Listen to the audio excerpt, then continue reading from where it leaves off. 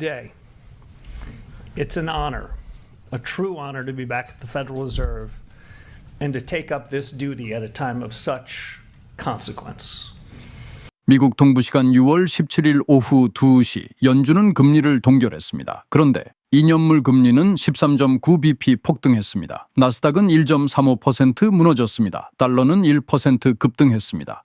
이상한 일입니다. 금리 동결은 모두 예상한 일인데 시장은 왜 긴축을 본 것일까요? 저희 제작진은 시장이 무엇을 보고 놀랐는지 추적해봤습니다. 성명서와 점도표를 살펴봤습니다. 그리고 마지막으로 이상한 빈칸 하나를 발견했습니다. 그 순간 설명되지 않던 마지막 퍼즐 조각이 맞춰지기 시작했습니다. 달러멘터리 월가의 뒷골목 이야기 지금 시작합니다. 케빈 워시 2026년 5월 22일 연준 의장으로 취임했습니다. 파월의 뒤를 이었습니다. 사실 워시는 연준이 처음이 아닙니다. 2006년부터 2011년까지 연준 이사로 일했습니다. 조지 W. 부시 대통령이 임명했습니다. 그는 2008년 금융위기 당시 버냉키 의장 아래에서 연준의 핵심 의사결정에 참여했습니다. 그런데 2011년 워시는 연준을 떠났습니다. 스스로 사임했습니다. 버냉키가 6천억 달러 규모의 국채 매입을 추진하자 워시는 반대했습니다. 그리고 임기가 끝나기도 전에 자리를 떠났습니다. 연준 역사상 극히 드문 일이었습니다. 그것이 워시의 첫 번째 얼굴입니다. 매파, 원칙주의자. 그런데 말입니다. 2025년 트럼프가 연준 의장 후보를 찾기 시작했습니다. 이 시기 워시는 갑자기 금리 인하를 지지하는 발언을 하기 시작했습니다. AI가 생산성을 높이고 있다. 인플레이션은 일시적이다. 연준이 너무 긴축적으로 가고 있다. 2026년 5월 상원은 54대 45로 워시를 인준했습니다. 트럼프는 워시를 선택했습니다. 그리고 시장은 그 선택을 금리 인하의 신호로 받아들였습니다. 그런데 의장 취임 당시 이상한 일이 하나 있었습니다. 전임 의장 파월이 떠나지 않았습니다. 그는 연준 이사로 남았습니다. 파월은 낮은 자세를 유지하겠다고 했습니다. 하지만 그의 존재만으로도 연준 내부의 무게추가 달라졌습니다. 시장은 이 사실을 알고 있었습니다. 그럼에도 시장은 워시에게 기대를 걸었습니다. 새로운 연준, 더 유연한 연준. 어쩌면 오늘 발표에서 그 유연한 연준을 기대했는지도 모릅니다. 오후 2시 성명서가 공개됐습니다. 단 132단어였습니다. 지난 4월 345단어, 2014년에는 900단어를 넘기도 했습니다. 오늘은 그 7분의 1 수준입니다. 시장은 멈췄습니다. 짧다는 것이 문제가 아니었습니다. 질문이 생겼습니다. 왜 말을 줄였을까요? 결정을 못한 것일까요? 아니면 일부러 숨긴 것일까요? 저희 제작진은 연준 역사를 추적했습니다. 2013년 버냉키 의장이 기자회견에서 자산 매입을 줄일 수 있다고 말했습니다. 딱 한마디였습니다. 시장은 충격을 받았습니다. 미국 국채금리가 단기간에 1%포인트 이상 뛰었습니다. 이른바 테이퍼 텐트럼입니다. 시장은 종종 그 빈자리를 가장 매파적인 해석으로 채워왔습니다. 오늘도 마찬가지였습니다. 오늘 성명서에는 포워드 가이던스, 완화적 편향, 최대 고용에 대한 단어들이 사라졌습니다. 그리고 마지막에 남은 것은 하나였습니다. 물가 안정. 연준의 양대 책무는 최대 고용과 물가 안정입니다. 그런데 오늘 성명서는 물가만 이야기하고 있었습니다. 연준이 우선순위를 바꾼 것 아닐까? 고용보다 물가를 먼저 보기 시작한 것 아닐까? 그리고 곧 점도표가 공개됐습니다. 연준이 말을 줄인 그 자리를 숫자가 채웠습니다. 저희 제작진은 3월과 6월의 점도표를 나란히 놓았습니다. 3월 시장 예상 연내 금리 인하. 점도표 중간값 3.4%, 6월 점도표 결과 금리 인상 우세, 점도표 중간값 3.8%, 그러자 시장이 반응했습니다. 2년물 금리 플러스 13.9bp 폭등, 나스닥 마이너스 1.35% 급락, 달러 플러스 1% 급등, 3월에는 내릴 거라고 했습니다. 6월에는 올릴 수 있다고 합니다. 단 석 달 만에 방향이 완전히 뒤집혔습니다. 왜였을까요? 이유가 있었습니다. 원래 연준의 논리는 간단합니다. 경기가 나빠지면 실업률이 오릅니다. 그러면 금리를 내립니다. 그런데 지금은 다릅니다. 먼저 소비자 물가입니다. 5월 CPI는 전년 대비 4.2% 상승했습니다. 연준의 목표는 2%입니다. 2배가 넘습니다. 시장은 물가가 높다는 사실을 알고 있습니다. 하지만 유가 상승이 일시적이라면 연준이 결국 금리를 내릴 수 있다고 기대했습니다. 그런데 미국 사람들이 실제로 얼마나 돈을 썼는지 보여주는 소매 판매 결과가 나왔습니다.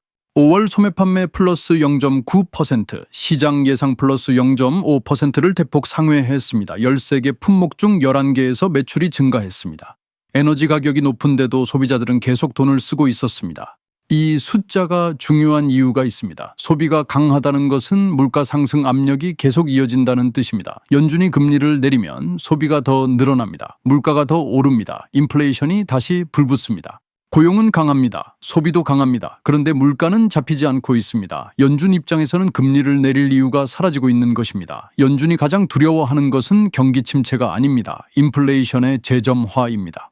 물가가 다시 오르기 시작하면 금리를 내렸다가 다시 올려야 하는 상황이 생깁니다. 연준 입장에서는 가장 피하고 싶은 시나리오입니다. 그래서 연준 위원들은 지금 이 순간 금리를 내릴 수 없다고 판단했습니다. 오히려 올려야 할 이유가 쌓이고 있습니다. 연준 위원들은 계산기를 꺼냈습니다. 18명의 위원 가운데 9명이 올해 금리 인상을 예상했습니다. 그중 6명은 2번 이상 인상을 예상했습니다. 금리 인하를 예상한 사람은 단 1명뿐이었습니다. 선물 시장도 즉각 반응했습니다. 9월 FOMC 기준 금리 확률입니다. 동결 11.9% 1호의 인상, 36.8% 2호의 인상, 37%. 3회 인상 13.1% 동결 확률이 11.9%에 불과합니다. 불과 하루 전만 해도 50%였던 숫자입니다. 시장은 충격을 받았습니다. 그런데 말입니다. 저희 제작진은 여기서 숫자보다 이상한 것을 발견했습니다. 점도표 안에 빈칸 하나가 있었습니다. 점도표를 제출한 사람은 18명이었습니다. 원래는 19명이어야 합니다. 1명이 빠졌습니다. 그 1명이 누구였을까요? 케빈 워시였습니다. 사실 놀라운 일은 아닙니다. 워시는 오래전부터 점도표를 비판해왔습니다. 점도표 예측은 형편없다. 내 점들도 완벽하지 않을 것이므로 그런 예측을 내놓지 않겠다. 그리고 오늘 정말로 내놓지 않았습니다. 워시는 금리 인상도 지지하지 않았습니다. 인하도 지지하지 않았습니다. 대신 태스크포스를 만들겠다고 했습니다. 소통 방식을 검토하겠다고 했습니다. 점도표 자체를 검토하겠다고 했습니다. 인플레이션 프레임워크도 검토하겠다고 했습니다. 정책보다 제도를 먼저 이야기했습니다. 시장은 금리 결정을 기다린 것이 아니었습니다. 금리는 이미 동결로 정해져 있었습니다. 그런데 워시는 금리보다 연준 개혁을 이야기했습니다. 그러면서 시장은 불안해졌습니다. 왜냐하면 오늘 시장을 흔든 점도표는 워시가 만든 것이 아니었기 때문입니다. 오늘 점도표를 만든 사람은 나머지 18명이었습니다. 그리고 그중 1명인 파월은 아직 연준 이사로 남아 있습니다. 그런데 더 중요한 변화가 하나 있었습니다. 최근 몇 달 동안 완화적 성향의 위원들이 연준을 떠났습니다. 반면 남아있는 위원들은 인플레이션 위험을 더 크게 보는 인물들이었습니다. 오늘 공개된 점도표는 바로 그 결과였습니다. 오늘 시장 반응을 보면 분명합니다. 2년물 금리 급등, 달러 인덱스 플러스 1%, 기술주 마이너스 3에서 5%, 금리에 민감한 소비자의 주택건설, 지역은행 모두 하락. 시장은 금리 인상 시나리오를 가격에 반영했습니다. 워시 때문이 아니었습니다. 연준 내부 18명 때문이었습니다. 르네상스 매크로는 어쩌면 트럼프가 기대한 것과 다른 결과가 나올 수도 있다라고 봤습니다. 워시가 의장이 됐다라고 해서 연준 전체가 바뀌는 것은 아니라는 것입니다. 시장이 충격을 받은 이유는 워시 때문이 아니었습니다. 워시가 생각보다 매파여서도 아니었습니다. 시장은 아직 점도표 안에 들어가지 않은 워시를 평가한 것이 아니었습니다. 워시의 생각이 아직 연준 안에 자리 잡지 못했기 때문입니다. 시장이 기대한 것은 새로운 연준이었습니다. 그런데 오늘 시장이 본 것은 아직 바뀌지 않은 연준이었습니다. 시장은 지금 연준을 움직이고 있는 사람들을 평가했습니다. 오늘 연준은 금리를 올리지 않았습니다. 성명서는 132단어로 줄었습니다. 점도표는 인하에서 인상으로 뒤집혔습니다. 그리고 의장은 점을 찍지 않았습니다. 시장은 새로운 의장을 기다렸습니다. 하지만 오늘 점도표가 보여준 것은 새로운 의장이 아니라 여전히 물가를 걱정하는 연준이 아니었을까요? 월가의 뒷골목 이야기, 경제를 읽어주는 남자, 달러멘터리의 한 자루였습니다.